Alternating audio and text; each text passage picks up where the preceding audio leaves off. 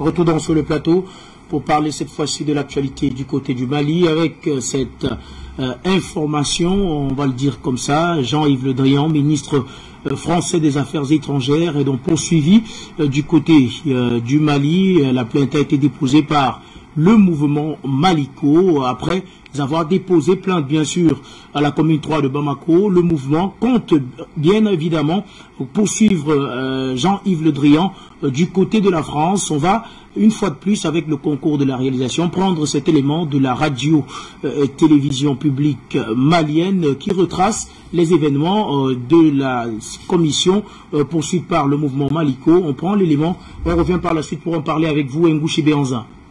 Presse organisée par le mouvement Maliko, c'est pour informer la presse et l'opinion nationale et internationale de la démarche entreprise par le mouvement. Il s'agit de la plainte déposée contre le ministre français de l'Europe par le mouvement Maliko. Une démarche qui cadre parfaitement avec les objectifs du mouvement, restaurer les valeurs sociétales et la dignité de la nation malienne. Le mouvement Maliko, composé de plusieurs organisations de la société civile à travers ses conseils, a déposé le mardi 22 février 2022 une plainte devant le pôle économique et financier de Bamako contre l'actuel ministre de l'Europe et des Affaires étrangères de la République française, Jean-Yves Le Drian, pour son implication dans l'attribution du marché frauduleux des passeports maliens. Juste après le point de presse, une délégation du mouvement s'est rendue chez le ministre de la Justice où la copie de la plainte lui a été remise pour demander officiellement l'accompagnement des autorités maliennes. Nous prenons bonne note de l'action que vous avez entreprise, que nous saluons. Nous estimons qu'au-delà de la qualité de la personne que vous avez ciblée, vous êtes en train de poser un acte citoyen en dénonçant des faits susceptibles de constituer des actes de corruption, des actes d'atteinte au bien public. Donc c'est bienvenu. Et cette plainte, elle sera traitée par les autorités judiciaires de façon indépendante, de façon objective, de façon transparente. En attendant la suite, les procédures suivent leur cours normal et le mouvement Maliko rassure que la même plainte sera déposée en France. Merci à la réalisation. Eh bien, retour sur le plateau avec vous, Ngouchi Béanzan. Le mouvement Maliko est donc déterminé à poursuivre le ministre français des Affaires étrangères, Jean-Yves Le Drian. Du côté de la France, une première plainte a été déposée à la commune 3 de Bamako par ce mouvement-là. Est-ce que, d'après vous, vous partagez l'avis de ceux-là qui pensent que ce qui s'est passé en 2015 avec l'attribution, bien sûr, de ce marché à une société conduite par le fils de Jean-Yves Le Drian, à cette époque il était ministre de la Défense, sont des choses qu'on vit dans la France-Afrique depuis les années 60? D'abord, je tiens vraiment à saluer le mouvement Maliko, mes salutations fraternelles vraiment aux membres de ce mouvement. Et je considère que le geste que vient de poser ce mouvement est un geste de bravoure qu'il faut saluer. C'est ça qu'il faut faire. La politique fait son travail, la société civile, les mouvements doivent aussi prendre leurs responsabilités. Et donc, nous savons tous, nous l'avons plusieurs fois dénoncé ici, que le ministre de la mafia bretonne, Jean-Yves Le Drian, alias Basile Zaharoff, avec son fils, sont impliqués dans une affaire de corruption au Mali, d'attribution de passeports, de fabrication de passeports maliens au Mali. Et c'était sous l'ancien président Ibeka. Et on disait aussi que c'est peut-être pour ça que Jean-Yves Le Drian se donnait corps et âme pour faire tomber les autorités actuelles, parce que sûrement il le savait que le dossier allait ressortir du placard et venir sur la table de la justice, et sûrement il va être convoqué, que ce soit au Mali ou en France, et répondre devant la justice. Donc quand il y a des initiatives pareilles comme vient de poser le mouvement malien, nous devons soutenir. Malheureusement, la Ligue de défense noire africaine ne pourra pas appuyer cela en France parce que nous sommes dissoutes, on n'est plus en France, mais nous allons les soutenir et nous invitons, nous appelons les autres associations, les ONG, les organisations noires, afro, etc. ici en France à soutenir ce mouvement et si possible poser la même plainte ici ou se porter partie civile dans cette plainte contre Jean-Yves Le Drian, parce que à un moment, ça ne peut pas continuer comme ça. Ça, c'est typiquement la France-Afrique. C'est ce que les Africains dénoncent de la France-Afrique. Cette corruption, ce réseautage, ces magouilles qui sont là pour déplumer le peuple, qui volent les richesses du peuple, ça doit cesser. Parce que en France, quand il y a cela, la justice ouvre des enquêtes, des hommes politiques sont condamnés. Donc pourquoi ces politiques français pensent que l'Afrique c'est une poubelle où ils peuvent aller voler, faire de la corruption et qu'ils ne seront plus enquêtés? Ça, c'est terminé. En tout cas, pour le Mali, on vient de comprendre que c'est terminé et que maintenant ces hommes politiques ou ces Français qui sont impliqués dans des affaires de corruption au Mali seront poursuivis par le ministre de la Justice et d'autres associations au Mali. Ngouti Béhanzin, on a encore en mémoire de l'ancien président Nicolas Sarkozy qui a eu beaucoup de problèmes dans l'affaire dite du financement libyen. Est-ce que vous pensez que Jean-Yves Le Drian pourrait connaître les mêmes soucis si jamais la plainte du mouvement Maliko est portée de l'autre côté?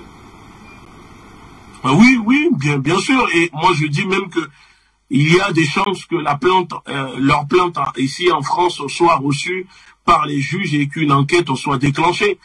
Vous savez, malheureusement, là-dessus, ce n'est pas comme dans nos pays. C'est pour ça que beaucoup d'organisations, beaucoup d'ONG qui luttent contre la corruption font des plaintes ici en France. On l'a vu contre Bolloré, ça a été reçu. On le voit en ce moment, par exemple, l'homme puissant, le faiseur de président comme Balkany, à qui nous-mêmes nous avons eu affaire, qui est en ce moment est en prison, en train de purger une peine pour corruption, détournement, blanchiment de fonds, etc. On a vu les ministres de Sarkozy, Claude Guéant, qui vient de sortir de prison, pareil pour la même chose, Nicolas Sarkozy lui-même. Donc c'est pour vous dire que les choses ont changé. Hein. Ce clan de mafieux politiciens, en ce moment en France, sont dans le viseur de la justice. Et donc je pense que cette plainte est vraiment la bienvenue si ils arrivent vraiment à le constituer avec un bon avocat. Jean-Yves Le Drian n'aura pas le choix que d'aller se présenter devant la justice et de répondre de ses faits. Mais rappelons-le pour le moment sur Afrique Média qu'il est considéré comme innocent tant que la justice ne s'est pas prononcée contre lui. Merci à vous, Ngouti Béhanzin. Vous évoquez la présomption d'innocence, étant donné qu'on connaît le poids que cette présomption d'innocence a du côté de la France, mais on reste bien sûr dans le cadre des hypothèses. On le sait, en France, la présidentielle est très proche. Est-ce que, d'après vous, pour revenir un peu sur l'impartialité de la justice française, on connaît la place également qu'occupe Jean-Yves Le Drian dans la Macronie. Est-ce que, d'après vous, si le président français Emmanuel Macron est réélu lors de la prochaine présidentielle, ces dossiers, les dossiers tels que celui-là, ne vont pas être classés aux oubliettes et peut-être ressortis une fois que ces derniers ne seront plus au pouvoir? C'est d'ailleurs ce qui s'est passé avec l'affaire de l'ancien président Nicolas Sarkozy. Oui, vous savez que le gouvernement dirigé par le dictateur Macron-Poléon fait des procès contre ses adversaires, mais quand ça concerne les membres de son équipe, on l'a vu avec Benalla, où au début il a essayé de soustraire son petit protégé. Hein, quand je dis petit protégé, on se comprend. Quand il a voulu soustraire le dossier de son petit protégé de la justice, mais malheureusement pour lui, ici en France, les juges sont souvent indépendants.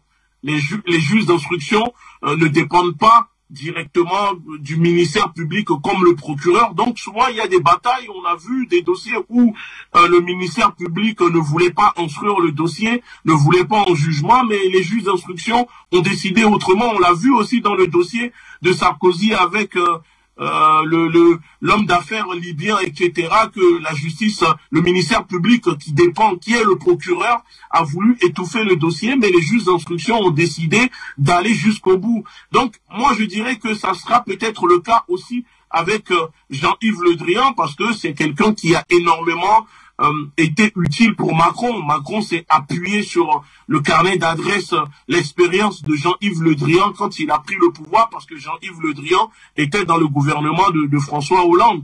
Donc c'est quelqu'un qui compte énormément pour lui, et je pense que Macron ne va pas le laisser comme ça se faire dévorer par le ministère public qui est le procureur, etc. Donc, il y a des chances que s'il est réélu, ce dossier traîne un peu et de toute façon, les dossiers, les dossiers pour corruption ne se traitent pas au bout de 2 jours ou 2 ans. Il y a des dossiers qui sont traités 10 ans après. On le voit avec le dossier Sarkozy, que ça dure depuis bientôt 10 ans. Donc ça, c'est ça aussi, malheureusement, la lenteur de la justice et les procédures qu'il faut accepter. Et ça coûte énormément cher, ces procédures. Donc c'est pour ça que beaucoup d'ONG, beaucoup d'associations ne vont pas jusqu'au bout, parce que ces hommes politiques n'hésitent pas à faire, à utiliser les moyens mis à leur disposition pour faire des appels, des contre-appels, pour aller devant la justice européenne, etc. Mais quoi qu'il arrive, à la fin, ils se font condamner quand les faits sont avérés. Donc, même si la Macronie, Macron-Poléon, essaye de soustraire le ministre de la mafia bretonne pour ne pas qu'il puisse répondre devant la justice, quoi qu'il arrive, il y aura un autre gouvernement où il y aura sûrement un juge d'instruction indépendant avec le courage qui pourra décider d'ouvrir ce dossier et de voir si la plainte des associations, de l'association au Mali n'est pas peut-être digne d'être traitée, et donc il y a des chances que ça puisse aboutir. La plainte a été déposée par le mouvement Maliko. Est-ce que cette plainte, d'après vous, aurait pu être déposée par l'État malien? Est-ce que l'État malien aurait pu se saisir de l'affaire, étant donné qu'on a eu un changement de régime du côté du Mali et les faits se sont déroulés à l'époque de la présidence d'Ibrahim Boubacar Keïta? On a un nouveau régime qui est déterminé à lutter vraisemblablement et véritablement contre les malversations, contre la corruption et à obtenir sa souveraineté de la France. Est-ce que, d'après vous, la plainte aurait pu être déposée par l'État malien? Oui, moi, attention, je ne suis pas juriste, mais en tant que président de la Ligue de défense nord-africaine et les plaintes qu'on a eu à déposer avec nos avocats, j'ai quand même un peu d'expérience là-dedans. Maintenant, je pense que l'État malien peut aussi déposer plainte contre Jean-Yves Le Drian, mais aussi l'État malien peut se porter aussi, attention, partie civile dans la plainte que vient de déposer ce mouvement malien contre Jean-Yves Le Drian. Ce n'est pas parce que l'État malien n'a pas déposé plainte que l'État malien ne peut pas se porter partie civile. L'État malien peut aussi se porter partie civile, comme il peut aussi déposer plainte directement contre Jean-Yves Le Drian, parce qu'il y a le procureur de la République de Bamako qui peut le faire. L'État malien aussi dispose d'avocats qui sont capables, de juristes qui sont capables d'étudier et de déposer plainte contre Jean-Yves Le Drian. Va savoir si l'État malien, de son côté aussi, n'est pas peut-être en préparation, n'est pas en train de le faire. Donc il y a fortement des chances que l'État malien se portera partie civile dans la plainte déposée par le mouvement au Mali. Merci à vous, Ngouti Béanzin, pour cette autre intervention. On va, une fois de plus, prendre la direction du Standard. Vous le savez, appel sur le continent, c'est l'appel des téléspectateurs. On va leur permettre également d'apporter leur contribution. Nous sommes au Standard, avec cette fois-ci Jean, qui nous a rejoint. Bonsoir et bienvenue, Jean. Bonsoir. Bonsoir, Junior. Bonsoir, Ngouti. Bonsoir aux autres, les techniciens et tous ceux qui interviennent sur Afrique Média. Je vais d'abord commencer par le deuxième sujet. Vous voyez, l'État malien, ils ont adopté pour ne pas dire un style, parce que le gouvernement français voit l'État malien comme un gouvernement junte qui, avec tous les adjectifs qu'on lui a attribués. Si l'État malien engage maintenant ce truc-là, cette procédure, ce serait lancé dans les oubliettes, mais comme un élément lambda de la population de l'État malien qui porte plainte, je pense que cela pourrait quand même faire tâche d'huile. Mais c'est des signes, parce que nous savons que ces mafieux ne sont jamais jugés humainement, mais ils seront jugés divinement. Ils ne sont pas, vous voyez Sarkozy et autres, tant de personnes, eux on ne les juge pas. Mais c'est une bonne démarche. Il faut que les États africains se souviennent de cela et déposer plainte juste pour que ce soit symbolique. C'est quand même bon. Parce que c'est des gens qui n'acceptent pas la honte. vous voyez Sarkozy, on l'a jugé pourtant, mais il voyage, il vient en Côte d'Ivoire, là où il a tué les gens, il se promène, voilà. C'est des bandits de grand chemin. Ils seront jugés. Ils ne vont pas échapper. Je l'avais dit depuis 2010. Maintenant, sur la Russie. Junior, vous voyez, en écoutant le discours du président de la Russie, et les deux discours, nous voyons qu'ils luttent, ce n'est pas aujourd'hui d'ailleurs, ils luttent pour leur souveraineté et pour leur sécurité. De la même manière que l'Afrique aussi lutte pour sa souveraineté, pour sa sécurité, la population africaine, sur toute la terre, nous soutenons Poutine. Ça, nous sommes clairs. Et quand vous voyez les gens appellent partout, c'est comme ça. Nous soutenons cette action-là. Parce que Poutine est l'ennemi de l'Occident, alors, de facto, il est notre ami. D'office. Il est notre ami. Il est notre ami. On le soutient. Si on montre quelques images, soi-disant atrocités, commises par la Russie, et les gens se disent, oh, ceci, cela. Et ce qui se passe en Afrique depuis longtemps, cette génération humaine, c'est une injustice. Deux poids, deux mesures. Ce n'est pas sérieux. Que les Africains ne soient pas manipulés par ces images-là. Aimons la justice. La justice divine ne va pas, on ne va pas échapper à la justice divine. Que nos présidents africains qui sont au poste aujourd'hui sachent que s'ils adorent l'argent, parce qu'ils travaillent pour l'argent, ils ne travaillent pas pour le peuple. C'est pour cela que cette question de la Russie là, ça ne leur dit rien. Vous voyez, ça ne leur dit rien parce qu'ils travaillent pour l'argent. Et comme FMI et Banque mondiale et autres leur fournissent de l'argent, alors ils se rendent de ce côté-là, sans pouvoir penser au peuple. Ce sont des valets, ce sont des gens, nos États nos présidents qui ne disent rien aujourd'hui, ou bien certains qui supportent aveuglement l'Occident, ils sont maudits. Junior, qu'est-ce que je dis? Ils sont maudits divinement, parce que ils ne défendent pas le peuple dont ils sont responsables. Le peuple martyrisé, le peuple tué, détruit, ils ne défendent pas ça, ils défendent plutôt leur argent, leur compte placé en Occident. Alors c'est cela que la condamnation, la malédiction est sur eux. Nous sommes en guerre, il y a une main divine qui dirige tout, et nous allons voir bientôt. Wait and see. Que Dieu bénisse. Merci à vous d'avoir apporté votre contribution. Je reviens donc vers vous, Ngouchi Béanzan, pour continuer de parler de cette situation du côté du Mali avec Jean-Yves Le Drian, qui est donc poursuivi par la justice malienne. La plainte sera très bientôt déposée également du côté de la France par le mouvement Maliko. Eh bien, Ngouchi Béanzan, Jean-Yves Le Drian est toujours au pouvoir, avec tout l'arsenal dont dispose la France pour mettre en difficulté le Mali. Est-ce que, d'après vous, cette autre plainte déposée par le mouvement Maliko pourrait accroître, on va dire la haine de ce gouvernement-là, parce qu'on le sait, Jean-Yves Le Drian a eu des propos très durs envers les autorités de Bamako, pas seulement lui, et la ministre française des armées également a eu les mêmes propos. Le président français Emmanuel Macron a eu les mêmes propos, des propos condescendants, des propos jugés inacceptables par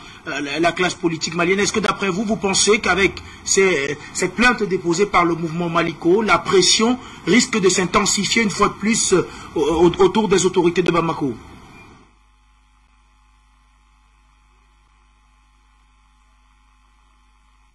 Deux informations que je viens de recevoir.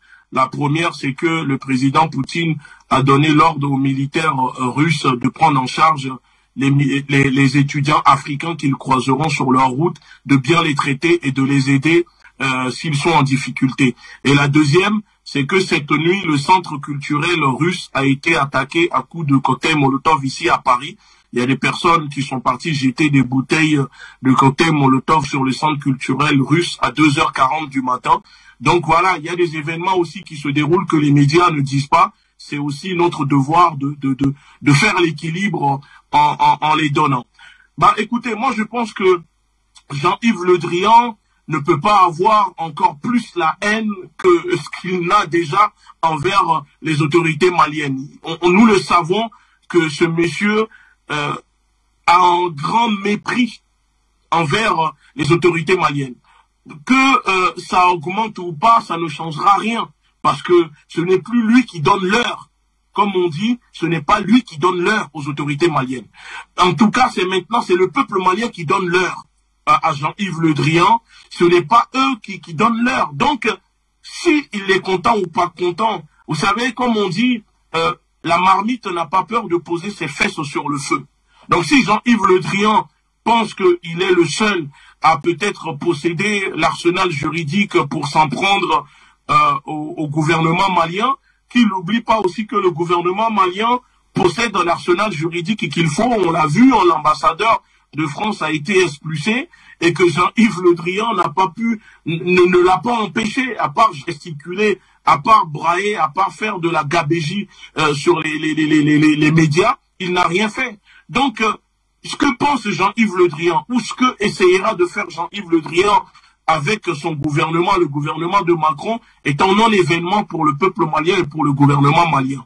Parce que aujourd'hui, le peuple malien est debout, est décidé, le gouvernement malien est patriote, et nous voyons que c'est eux qui mènent la danse, et ce n'est plus l'État français qui mène la danse. Et de toute façon, je vous le dis ici, après la réélection de Macron, parce que oui, Macron va être réélu, ça, il n'y a pas de doute là-dessus, Jean-Yves Le Drian ne sera plus ministre des Affaires étrangères. Il va sauter parce qu'il y a un conflit en ce moment au sein de son ministère. Vous savez, il y a les conservateurs et d'autres personnes qui sont contre ces positions, qui sont contre la ligne utilisée par Jean-Yves Le Drian. Donc, il y a des chances que Jean-Yves Le Drian soit remplacé après la réélection de Macron au mois d'avril. Donc, après ça, Yves Le Drian pourra maintenant faire face à la justice, à ses propos contre le gouvernement malien. Et je suis même surpris que l'État malien, depuis tout ce temps, n'a pas déposé plainte pour diffamation, pour propos injurieux envers les autorités maliennes. Parce que, oui, encore une fois, ils peuvent le faire. Ils ont l'arsenal juridique pour le faire. Mais bon, c'est parce que peut-être ils trouvaient que ce monsieur était insignifiant pour eux, n'était pas utile, c'est pas une personne à qui il faut donner de l'importance. C'est peut-être pour ça que les autorités maliennes n'ont pas vraiment répondu à Jean-Yves Le Drian et ont continué de maintenir ce qu'ils ont à faire pour que le peuple malien soit fier d'eux. C'est-à-dire que la Macronie pourrait réellement lâcher Le Drian? Ben, Le Drian, moi je vous dis, Le Drian est déjà lâché. Est-ce que vous avez remarqué que depuis quelques semaines, on ne l'entend plus trop? On ne le voit plus trop, même là dans la guerre avec qui se déroule en Ukraine. D'habitude, Le Drian est partout. Mais si vous observez bien, c'est limite Bruno Le Maire, le ministre de l'économie, qui fait des sorties dans la presse, etc. Le Drian, on ne l'entend plus trop en ce moment. Moi, je vous dis que voilà, c'est bon, les gens en ont eu marre de lui, parce que il sera remplacé, vous verrez, après les élections au mois d'avril, Le Drian sera remplacé, il va être lâché parce que, voilà, Macron ne veut plus s'entourer de personnes qui sont trop embarrassantes. Donc, il va se débarrasser de lui. Ça, c'est sûr et certain. On va aller une fois de plus du côté du Standard pour retrouver cet appelant de la France qui nous a rejoint. Bonsoir et bienvenue. Bonsoir.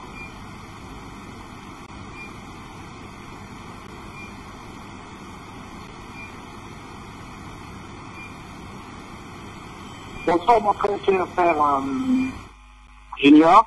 Je salue comme ça ton invité Evenchi.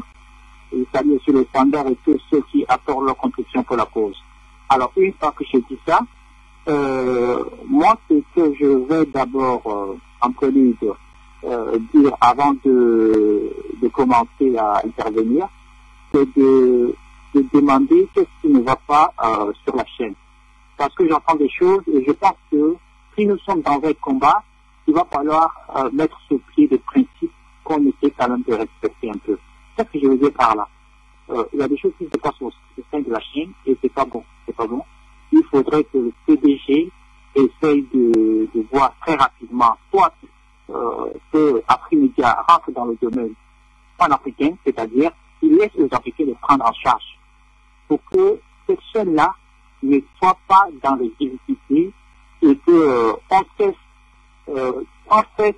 on est dans cette situation où des choses qui se passent. Donc après, chacun doit interpréter à sa manière. C'est pour dire qu'il faut que le PDG prenne les choses en main et qu'il soit correct et normal avec ceux qui travaillent, surtout les employés. Donc une fois que j'ai dit ça, je reviens sur cette thématique par rapport à la Russie et autres. Moi, ce que je peux dire sur cette thématique, c'est que aujourd'hui, Poutine a ouvert les vannes de la prison pour que les peuples africains prennent leurs responsabilités et arrachent leur liberté. Parce que tout ce qui est en train de se passer là, si on attend, Dieu ne viendra jamais, la liberté ni la souveraineté viendra. Et il appartient à chaque peuple de se battre. Et tous ceux qui sont des endocolons, ce que le peuple doit faire, c'est de les exposer et de les pousser pour qu'ils laissent la place à ceux qui travaillent, comme au Mali, comme en Centrafrique et autres. J'ai cru entendre que Damigaou, le lieutenant-colonel de Burkina, est en train de faire un peu de n'importe quoi. Il a nommé premier ministre qui est déjà sur Kabarou. Mais il va falloir faire vraiment attention avec le peuple, parce que le peuple burkinabé a trop souffert. S'il est centrafricain, il faut qu'il laisse tout de suite la main à ceux qui vont libérer le Burkina. Et que le peuple burkinabé doit rester debout. Et moi, ce que je peux demander aujourd'hui au peuple africain, Poutine, surtout les Russes, ils ont leur manière de procéder. C'est des gens qui sont déjà un peu dans les affaires des États et dans les affaires des pays. Donc, ce que les Africains doivent faire, c'est les peuples africains qui doivent pousser, et surtout, prendre l'exemple qui se passe en Centrafrique, c'est-à-dire les peuples doivent manifester, que ce soit symbolique ou pas, ou même venir devant les ambassades de la Russie dans chaque pays, et puis de convoquer les médias pour apporter leur soutien. Parce que quand vous êtes en difficulté, vous appelez Poutine ou de la Russie, elle vient. Donc, c'est au peuple de s'organiser dans chaque pays, et d'apporter le soutien, que ce soit symbolique, en un nombre quelconque, et il n'y a que comme ça qu'on va avancer.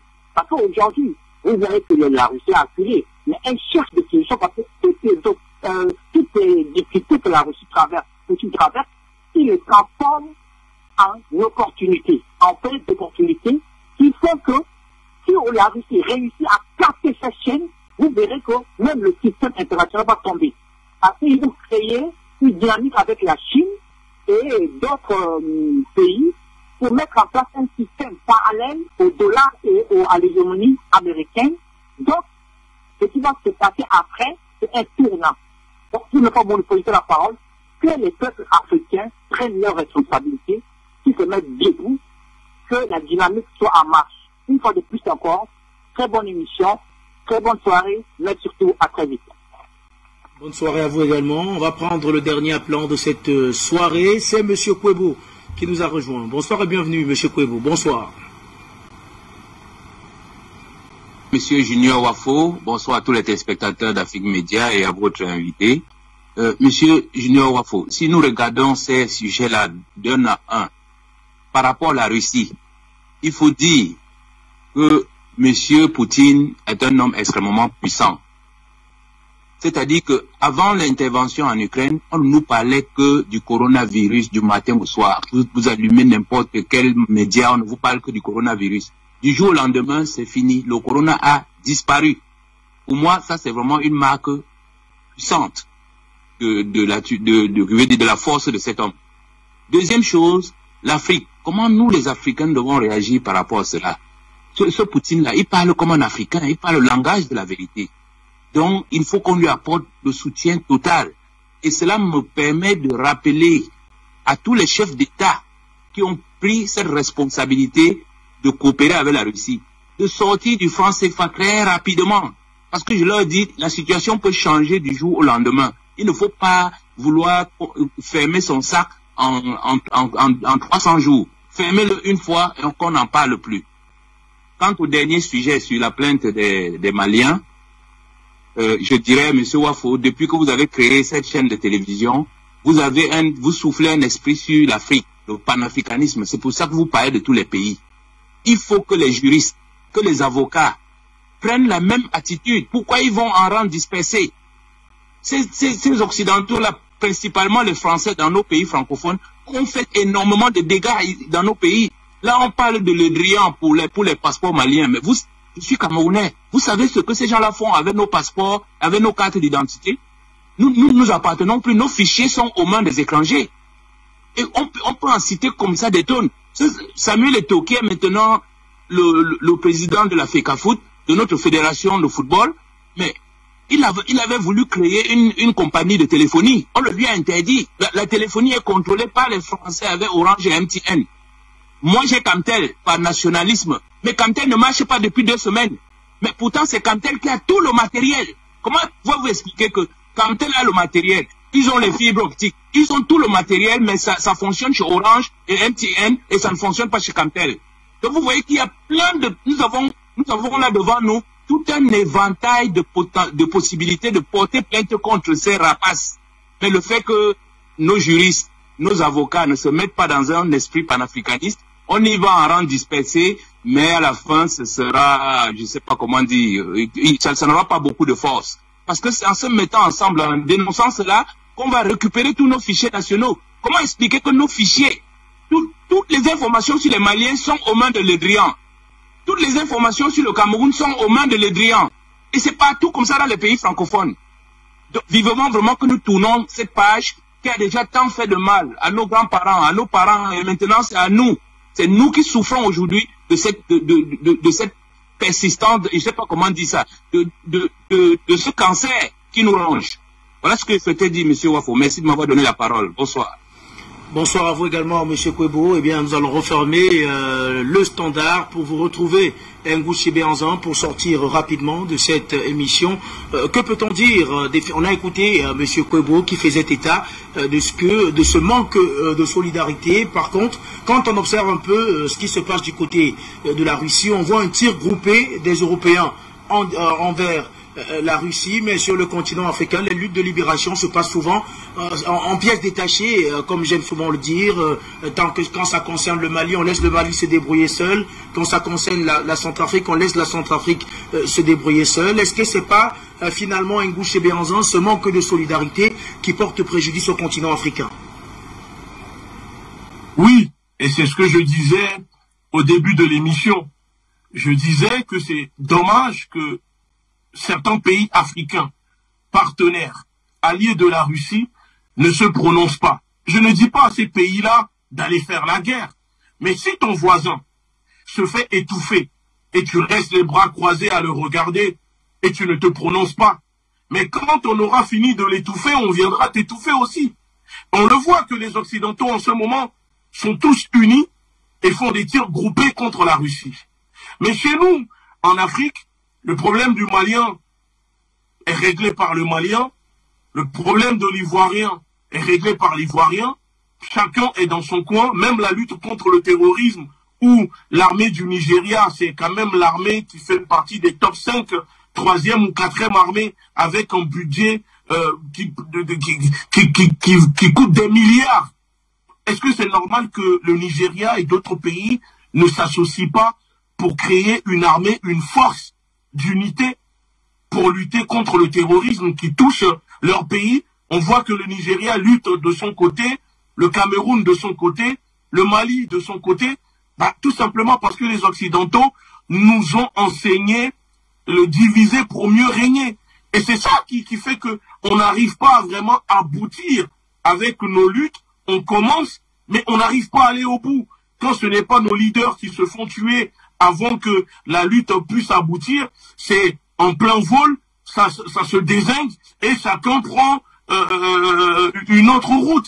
Parce que on n'est pas unis, tout simplement parce que il y a aussi ce côté idéologique. Parce que vous savez, les Africains ne disposent pas de leur propre paradigme. Si vous prenez les Occidentaux en ce moment qui font face, qui s'unissent contre la Russie, ils utilisent leur propre paradigme.